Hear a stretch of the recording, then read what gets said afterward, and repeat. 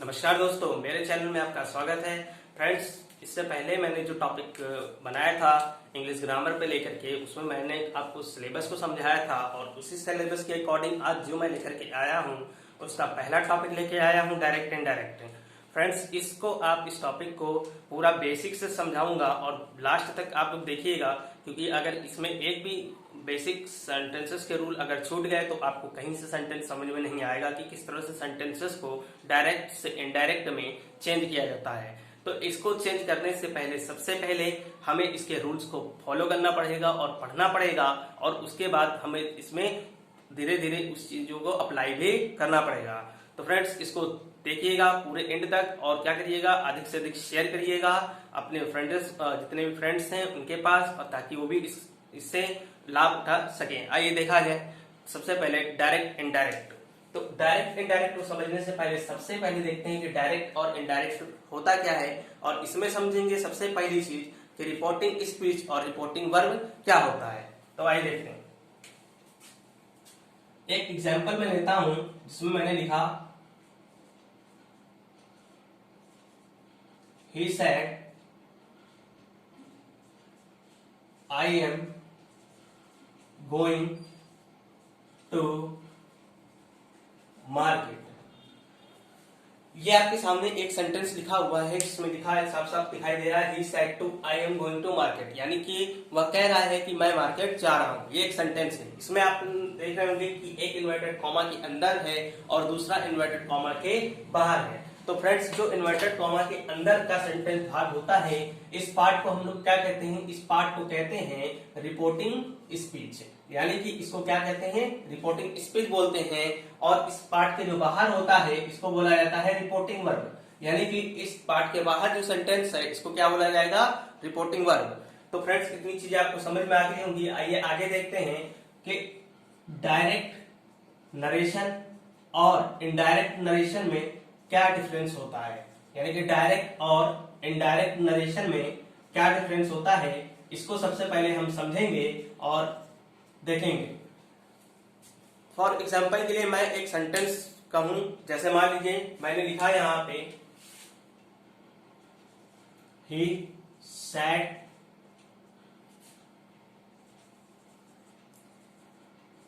You are so beauty, यानी कि उसने कहा कि तुम बहुत ब्यूटी हो, यानी कि उसने कहा कि तुम बहुत सुंदर हो, यानी कि किसी के सामने, यानी कि आमने सामने बैठ करके मैंने मैं वक्ता हूं और किसी के सामने मैंने कह दिया, जैसे मैं अपनी बातों को आपके सामने स्पष्ट कर रहा हूं कि मैंने क्या कहा कि he said you are so beauty, कि तुम बहुत ही सुंदर हो, यानी कि मैंने क्या कहा, तुम बहुत सुंदर हो। मैंने बस डायरेक्ट उसके सामने कह दी, तो ये बात क्या हो गई, डायरेक्ट नरेशन हो गया। उसके बाद इनडायरेक्ट को देखा जाए तो इनडायरेक्ट क्या होता है, तो इसी सेंटेंस को चेंज करने का जो हम मेथड यूज करते हैं और इनडायरेक्ट वे में लेके चले जाते हैं, वही क्या हो जाता है, इनडायरेक्ट। तो इसको आइए देखते हैं। सबसे पहले यहाँ पे लिखा है ही, तो ही को क्या करेंगे हम, यहाँ पे सबसे पहले लिख लेंगे ही। उसके बाद यहाँ पे देखा हमने सैड लिखा हुआ है, तो हम क्या लिख देंगे, सैड। उसके बाद यहाँ पे हम देखेंगे कि सबसे पहले कंजक्शन के रूप में प्रयोग क्या होगा। तो फ्रेंड्स, सबसे पहले याद रखिएगा, अगर आपका असर्टिव सेंटेंस है, यानी कि असर्टिव सेंटेंस है, तो उसमें क्या प्रयोग होता है, दैट का प्रयोग होता है। ये चीज याद रखिएगा। अगर असर्टिव सेंटेंस है या पॉजिटिव सेंटेंस है, तो उसमें हमेशा क्या यूज होता है, दैट का यूज होता है। दूसरी चीज, अगर इंट्रोगेटिव सेंटेंस है तो उसमें क्या इफ या वेदर का प्रयोग होगा, इफ या वेदर का प्रयोग होगा अगर इंट्रोगेटिव है। तीसरी चीज, ये चीजें आपको याद रखनी, अगर सेंटेंस असर्टिव और इंट्रोगेटिव है तो क्या क्या परिवर्तन होंगे, इस चीज को आपको ध्यान में रख के ही सेंटेंस सॉल्व करना होगा। तो आइए देखते हैं। सबसे पहले इसमें सेड के बाद कंजक्शन के लिए सबसे पहले हम क्या लगाते हैं, दैट लगा देते हैं। उसके बाद इसमें एक चीज आपको याद रखनी होगी, एक छोटा सा चार्ट, कि सब्जेक्ट यानी कि फर्स्ट पर्सन, सेकंड पर्सन और थर्ड पर्सन किस तरह से परिवर्तन किए जाते हैं, ये यहाँ पे बहुत ही इंपॉर्टेंट है। तो इंपॉर्टेंट की बेसिक से आपको याद रखना पड़ेगा कि किस तरह से इसको चेंज करते हैं। तो आइए देखते हैं। जैसे मान लेते हैं फर्स्ट पर्सन, सेकंड पर्सन और थर्ड पर्सन। सबसे पहले चीज ये है कि आपको मालूम होना चाहिए कि फर्स्ट पर्सन क्या होता है, सेकंड पर्सन क्या होता है और थर्ड पर्सन क्या होता है। तो आइए देखते हैं। एक छोटा सा चार्ट मैं बना रहा हूं। इस चार्ट में देखिएगा, सबसे पहले ये सब्जेक्ट है और ये इसका ऑब्जेक्ट है। तो इसमें क्या होता है फर्स्ट पर्सन में, जैसे आई और बी, तो आई का ऑब्जेक्ट क्या होता है, मी होता है, और बी का ऑब्जेक्ट क्या होता है, अस होता है। ये चीज याद रखिएगा। उसके बाद सेकंड पर्सन में क्या होता है, यू, तो यहां पे क्या हो जाता है, yours, you, you, yours. Yours possessive noun होता है, तो इसलिए ये योर्स यहाँ पे लिखा जाता है, लेकिन यू ही उसका मेन ऑब्जेक्ट होता है। उसके बाद थर्ड पर्सन में देखा जाए तो यहाँ क्या होता है, ही, शी, इट और दे। ये चार चीजें होती हैं, यानी कि थर्ड पर्सन आपको याद रखना पड़ेगा, ही, सी, इट, दे।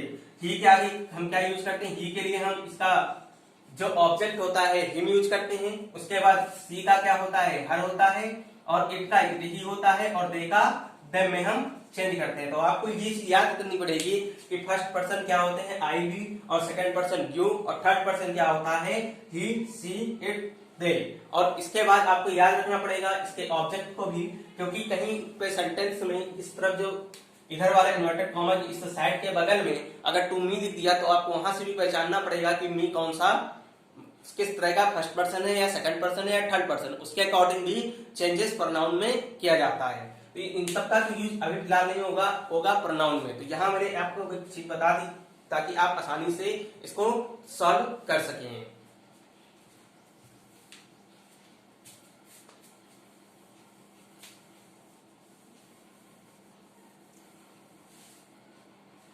आइए फ्रेंड्स आगे देखते हैं। जैसे कि मैंने आपको बताया था कि यू सेकंड पर्सन है, तो इसके लिए सबसे पहले एक रूल याद रखिएगा सन का, SON, यानी कि फर्स्ट पर्सन, सेकंड पर्सन और थर्ड पर्सन। ये चीज याद रखिएगा, फर्स्ट पर्सन, सेकंड पर्सन और थर्ड पर्सन, ये चीज याद रखिएगा। यानी कि साफ साफ इस मेथड को आप समझ रहे होंगे कि first person change into subject, यानी कि फर्स्ट पर्सन को किससे चेंज करेंगे, सब्जेक्ट से चेंज करेंगे। दूसरी चीज second person change into object, यानी सेकंड पर्सन को किससे चेंज करेंगे, ऑब्जेक्ट से चेंज करेंगे। उसके बाद थर्ड पर्सन नो चेंजेस, यानी थर्ड पर्सन में किसी तरह का परिवर्तन नहीं होगा। ये चीज आपको याद रखने की जरूरत है।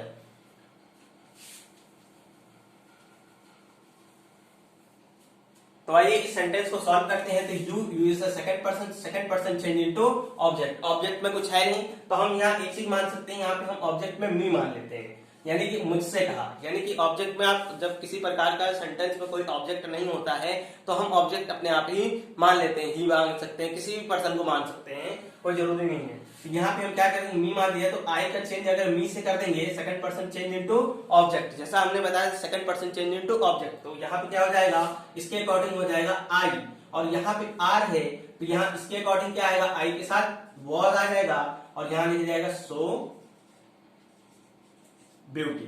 तो इस तरह से डायरेक्ट इनडायरेक्ट को हम चेंज कर सकते हैं। तो आइए इस सेंटेंस को आपने आसानी से समझा होगा और आप समझ गए होंगे कि इनडायरेक्ट नरेशन क्या होता है। तो आइए इसके हम कुछ सेंटेंसेस के पार्ट को देखेंगे जो हमें पढ़ने हैं।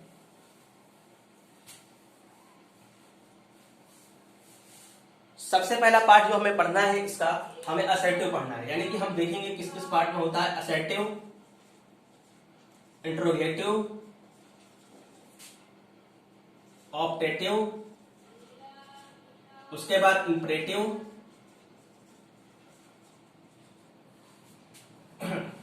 उसके बाद होता है एक्स्ट्रामेंटरी, यानी कि एक्स्ट्रामेंटरी सेंटेंसेस होते हैं, यानी कि आपके एग्जाम के दृष्टि से ये 5 सेंटेंसेस बहुत ही इंपॉर्टेंट हैं, क्योंकि इन्हीं सेंटेंसेस को बार बार रिपीटेड किया जाता है आपके एग्जाम में, तो यहीं से प्रश्न उठते हैं। तो यहीं से प्रश्न कहीं ना कहीं 2 से 3 नंबर के या 4 नंबर के, जो भी आपके जैसा भी एग्जाम दे रहे हो, या आपके एसएससी लेवल से लेकर के इंटर के एग्जाम, इंटर का एसएससी का, जहां भी इंग्लिश आती है, वहां पे डायरेक्ट एंड डायरेक्ट में इन 5 सेंटेंसेस को हर बार हर तरीके से नए नए तरीके से पूछा जाता है। तो आइए इसको देखा जाए सबसे पहले कि किस प्रकार से चेंजेस करेंगे।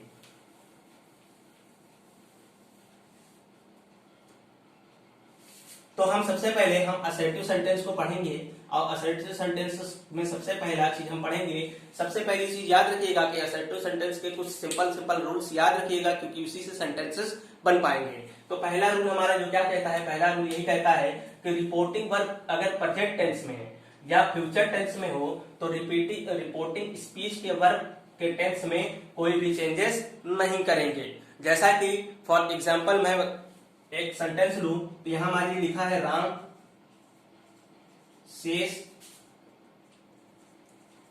हरी हैज गॉन टू दिल्ली, यानी कि राम सेज। अब इस सेज के अनुसार आपको क्या दिख रहा है, इस सेज के अनुसार आपको दिख रहा है कि ये प्रेजेंट इंडेफिनिट में है, तो इसमें किसी भी इसके रिपोर्टिंग स्पीच में कोई भी आवश्यकता नहीं है इसके टेंस में परिवर्तन करने की। ज्यों के त्यों हम इसमें कंजक्शन के रूप में दैट लगा देंगे।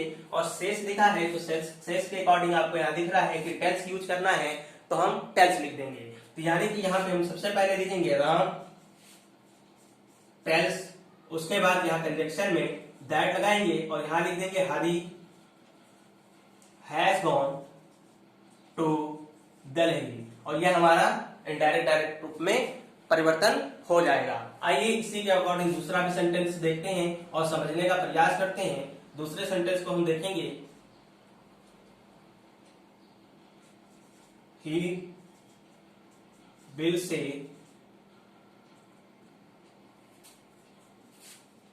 आई एम गोइंग टू मार्केट। ये सेंटेंस आपके सामने है। अब आप इसको देख रहे हैं ये किसमें है, प्रेजेंट कॉन्टिन्यूअस टेंस में है, यानी कि प्रेजेंट कॉन्टिन्यूअस टेंस में है। और इधर आप देख रहे हैं कि ये वाला जो भाग है आपका ये किसमें है, फ्यूचर टेंस में, यानी कि फ्यूचर इंडेफिनिट में है। तो आप पहला ही रूल मैंने आपको यही समझाया है कि इसमें किसी भी प्रकार के इसके टेंस में कोई चेंजेस नहीं होंगे, यानी रिपोर्टिंग स्पीच के टेंस में किसी प्रकार की चेंजेस नहीं होंगे। तो आइए देखते हैं। सबसे पहले तो यहाँ हमने लिखा ही, उसके बाद हमने यहाँ देखा बिल से, तो हम सीधा सीधा सिंपल बिल से यूज कर लेंगे। और यहाँ पे क्या करेंगे, सिर्फ कंजक्शन के लिए दैट का यूज करेंगे और यहाँ क्या करेंगे, I am going to market लिख देंगे और हमारा यहाँ पे सेंटेंस पूरा का पूरा इनडायरेक्ट वे में परिवर्तन हो जाएगा। तो आप यहाँ कुछ असर्टिव के रूल्स देखिए और असर्टिव को आगे देखने से पहले इसमें कुछ देखिए कि से को टेल में चेंज करते हैं, सेज को टेल में, और सैड टू है तो उसको क्या करेंगे हम टोल्ड में लेकर के जाएंगे। ये चीजें आपको याद रखिएगा, ये छोटी छोटी चीजें हैं और इन्हीं छोटी छोटी चीजों को आप गलत करते हैं और काफी हद तक आपके सेंटेंस सही हो ना होकर के भी गलत हो जाते हैं। तो फ्रेंड्स मैं उम्मीद करता हूं कि यहाँ तक आपको सारी चीजें समझ में आ रही होंगी और इसके आगे हम कुछ चीजें देखेंगे और इसके बारे में हम नेक्स्ट वीडियो में पढ़ेंगे। लेकिन हम इसके बारे में थोड़ी सी हम जानकारी ले लेंगे कि सेंटेंसेस को चेंज कैसे करेंगे। तो सबसे पहले हम देखेंगे कि सिंपल प्रेजेंट है, तो सिंपल प्रेजेंट को हम किसमें लेकर के जाएंगे, हम सिंपल पास्ट में लेके जाएंगे। उसके बाद प्रेजेंट कंटीन्यूअस है तो उसको हम पास्ट कंटीन्यूअस में लेकर जाएंगे। उसके बाद पास्ट परफेक्ट टेंस है तो पास्ट परफेक्ट कंटीन्यूअस में चेंज करेंगे और पास्ट इंडेफिनिट है तो पास्ट परफेक्ट टेंस में लेकर के जाएंगे। पास्ट कंटीन्यूअस टेंस को पास्ट परफेक्ट कंटीन्यूअस टेंस में चेंज करते हैं। उसके बाद पास्ट परफेक्ट टेंस और पास्ट परफेक्ट कंटीन्यूअस टेंस है तो इसमें किसी भी प्रकार की चेंजेस नहीं होंगी। याद रखिएगा, ये बहुत इंपॉर्टेंट रूल है कि अगर कोई सेंटेंस पास्ट परफेक्ट टेंस में है और पास्ट परफेक्ट कंटीन्यूअस टेंस में है तो किसी भी प्रकार की चेंजेस नहीं होंगे, ये चीज याद रखिएगा। फॉर एग्जाम्पल के लिए इसके एक सिंपल सेंटेंस को यहाँ से हम उठाते हैं और देखते हैं, आपके सामने रखते हैं। तो देखिए सिंपल को किस तरह से चेंज किया जाता है। तो सिंपल, अगर हम सिंपल प्रेजेंट अगर कोई सेंटेंस है, मान लीजिए यहाँ लिखा है ही सेड टू मी, उसने मुझसे कहा राम, या यहां हमने लिख दिया सोहन, सोहन नाम यूज किया, Sohan said to me Ram tells a lie, Ram झूठ बोलता है। राम ने यानी सोहन ने मुझसे कहा कि Ram tell a lie, Ram झूठ बोलता है। तो इस सेंटेंसेस को सिंपल प्रेजेंट से हम उठा करके, सिंपल प्रेजेंट से उठा करके हम पास्ट में लेकर कैसे जाएंगे, ये चीज यहाँ समझिएगा और बहुत ध्यानपूर्वक समझिएगा। तो देखिए यहाँ पे सबसे पहली चीज हम समझेंगे कि सोहन सेड टू मी, तो यहाँ पे हम सबसे पहले लिखेंगे सोहन टोल्ड मी। उसके बाद कंजक्शन के लिए दैट लगाएंगे। कंजक्शन के बाद दैट लगाने के बाद हम यहाँ पे देखेंगे राम है तो हम क्या करेंगे, यहाँ पे राम ही यूज कर देंगे। हम किसी प्रकार का ही, सी, एट ये मत यूज करिएगा क्योंकि बहुत बच्चे क्या करते हैं, कंफ्यूज हो जाते हैं और यहाँ पे देख करके, यहाँ ऑब्जेक्ट को देख करके यहाँ पे भी मतलब रिपोर्टिंग स्पीच के सब्जेक्ट में गलत कर देते हैं। तो यहाँ पे क्या करना है राम, उसके बाद यहाँ टेल्स है तो आपको क्या करना है, हमने यहाँ सिंपल से बताया, सिंपल पास्ट में जाएगा तो सिंपल पास्ट में यानी कि इसको हम शायद इसको टोल्ड में कन्वर्ट कर देंगे। किसमें कन्वर्ट कर देंगे? टोल्ड में कन्वर्ट कर देंगे और यहाँ क्या लिख देंगे? आ लाइन। तो ये हमारा एक सेंटेंस बन गया, यानी कि एक सिंपल सा सेंटेंस हमारा बनके तैयार हो गया। इसी प्रकार से दूसरा एग्जांपल देख लेते हैं प्रेजेंट कंटीन्यूअस का। तो प्रेजेंट कंटीन्यूअस को पास्ट में लेके जाएंगे तो हम यहाँ सबसे पहले लिखेंगे Ram sad Hari is very powerful. यानी कि यहाँ पे आपने देखा, यहाँ पे क्या है? इसका यूज है, तो यानी कि किसमें है? प्रेजेंट कंटिन्यूअस में। ठीक है, प्रेजेंट कंटिन्यूअस में है तो इसको हम किसमें लेके जाएंगे? पास्ट कंटिन्यूअस में।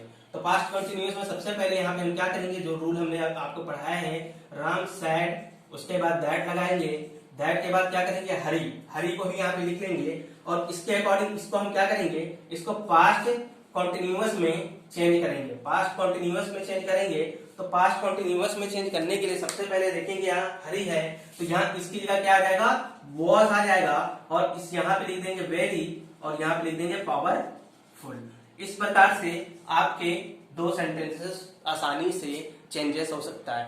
फ्रेंड्स, इसके कुछ और भी रूल्स हैं, जैसे कि हैबिचुअल एक्शंस, यानी कि जैसे जो आदत है, जैसे फॉर एग्जांपल के लिए हैबिचुअल एक्शंस में हम देखेंगे, जैसे हमने लिखा कि Mohan said to me dogs bark, यानी कि कुत्ते भौंकते हैं। तो इसमें जो भी हैबिचुअल एक्शंस होते हैं, जो एक्टिविटी होती हैं, जो आदतें होती हैं, इसमें किसी प्रकार का परिवर्तन नहीं होता है और इसमें क्या है? इसमें सिर्फ दैट का कंजक्शन यूज कर दिया जाता है। तो आइए देखते हैं किस तरह से इसको करेंगे। तो यहाँ पे हम क्या करेंगे? मोहन टोल्ड मी, उसके बाद यहाँ पे दैट लगाएंगे और इसके रिपोर्टिंग स्पीच में किसी भी प्रकार का परिवर्तन नहीं करेंगे। तो यहाँ हम क्या करेंगे? यहाँ पे डॉग्स बार्क लिख करके सेंटेंस को बना देंगे। तो फ्रेंड्स, मैं उम्मीद करता हूं कि इतनी सारी चीजें आपको समझ में आ गई होंगी और इसके जो आगे के जो 4 पार्ट बचे हैं उसको मैं नेक्स्ट वीडियो में आपको समझाऊंगा। और ये सारी चीजें आप जो चीजें यहाँ लिखी हुई हैं इसको आप आसानी से पढ़िएगा और इस रूल को याद कर लीजिएगा, क्योंकि जब तक आपको ये रूल्स याद नहीं होंगे तब तक आप आगे की चीजें, आगे के जो टॉपिक्स हैं वो समझ में नहीं आएंगे। और आप एक काम करिएगा कि आपके पास किसी भी प्रकार की बुक हो उसका आप पहला एक्सरसाइज जरूर सॉल्व करिएगा जो असर्टिव सेंटेंसेस से रिलेटेड हो। तो इसमें जैसे कि मैंने यहाँ पे कुछ और रूल्स लिखे हुए हैं कि शैल को शुड में चेंज करते हैं, बिल को उड़ में, मे को माइट में। तो ये चीज याद रखिएगा कि इन सबको किसमें चेंज किया जाता है। उसके बाद यदि सेंटेंस में रिपोर्टिंग वर्ब से पहले he must, would, should, might, अगर ये सारी चीजें उसमें दे रखी हूँ तो उसमें किसी भी प्रकार का चेंजेस नहीं करते हैं। मैं उम्मीद करता हूँ कि आपको ये सारी चीजें समझ में आई होंगी और इसके बेसिक स्ट्रक्चर समझ में आए होंगे डायरेक्ट इनडायरेक्ट के, और आप इसके बाद आपको कहीं और देखने की जरूरत नहीं पड़ेगी इसको कि डायरेक्ट इनडायरेक्ट होता क्या है और सिंपल वे में। और इसके जो सेंटेंसेस बच गए उन सेंटेंसेस को आगे नेक्स्ट वीडियो में देखेंगे। तो आइए नेक्स्ट पार्ट में देखेंगे। तो आप इतनी सारी चीजें समझ में आ ही गई होंगी, तो इसके लिए आप इसको पूरा वीडियो अंत तक देखिएगा। उसके बाद शेयर और सब्सक्राइब जरूर करिएगा। Thank you for watching.